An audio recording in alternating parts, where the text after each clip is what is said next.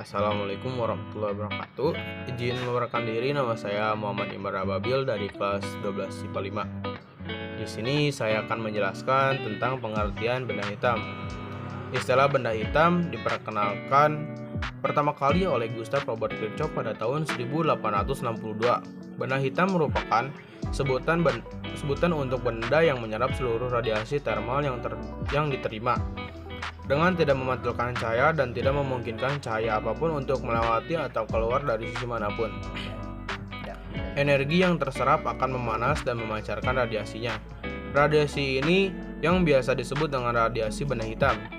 Tidak ada benda yang benar-benar ideal sebagai benda hitam, tetapi ada beberapa benda yang berperilaku layaknya benda hitam. Contohnya pada pembakar kompor listrik. Ketika menaikkan suhu kompor dari suhu rendah ke suhu tinggi, dapat teramati bahwa kompor tersebut menghasilkan radiasi benda hitam dan terjadi perubahan dari hitam menjadi merah membara. Benda hitam yang ideal digambarkan sebagai rongga hitam dengan lubang kecil.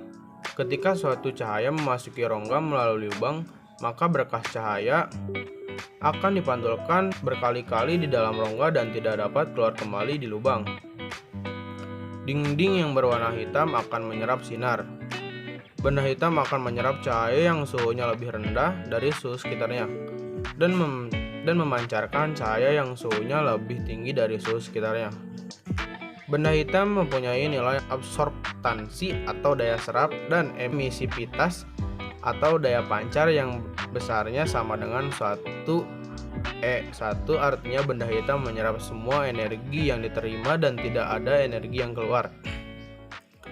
Berbeda halnya dengan benda putih yang memiliki nilai emisivitas yang besarnya sama dengan 0 atau E0, artinya benda putih memantulkan seluruh energi radiasi. Sifat-sifat radiasi benda hitam.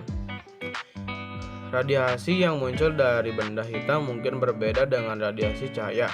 Radiasi benda hitam lebih terasa kita rasakan, bukan kita lihat. Radiasi benda hitam memiliki sifat tertentu. Sifat-sifat dari radiasi benda hitam ini berasal dari sifat benda hitam itu sendiri.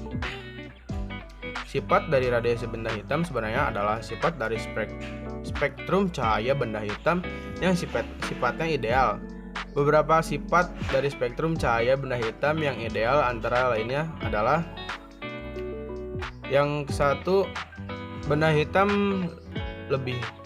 yang lebih panas akan memancarkan yang lebih banyak yang memenuhi seluruh panjang gelombang.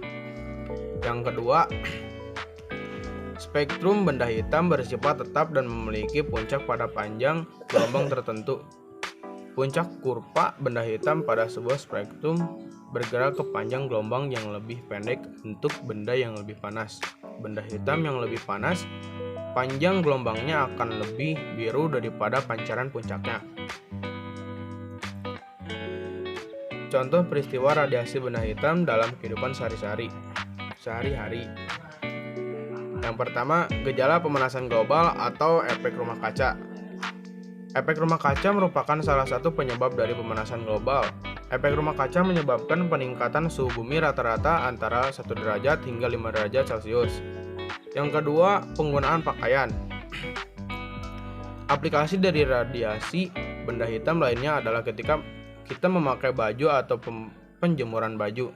Pada siang hari, ketika matahari terik, kita akan lebih merasa panas apabila kita menggunakan baju yang berwarna hitam daripada baju yang cerah. Yang ketiga, ada termos. Prinsip kerja termos adalah lapisan perak yang mengkilap mencegah perpindahan kalor seperti radiasi. Sumbat pada termos dibuat dengan bahan isolator. Hal ini bertujuan untuk mencegah agar tidak terjadi konveksi dengan udara yang di luar. Yang terakhir yaitu ada panel surya. Pada alat panel surya yang menyerap energi panas untuk diubah menjadi energi listrik. Bagian dari bahan panel ini tetap hangat karena dijaga oleh efek rumah kaca. Kemudian, sirkulasi air melalui wadah logam akan membawa kalor menjauh untuk dimanfaatkan pada sistem pemanasan air domestik dan juga untuk memanasi kolam renang. Mohon maaf bila ada salah-salah kata atau yang kata-kata kurang berkenan, mohon maaf. Assalamualaikum warahmatullahi wabarakatuh. Jangan lupa subscribe ya guys ya.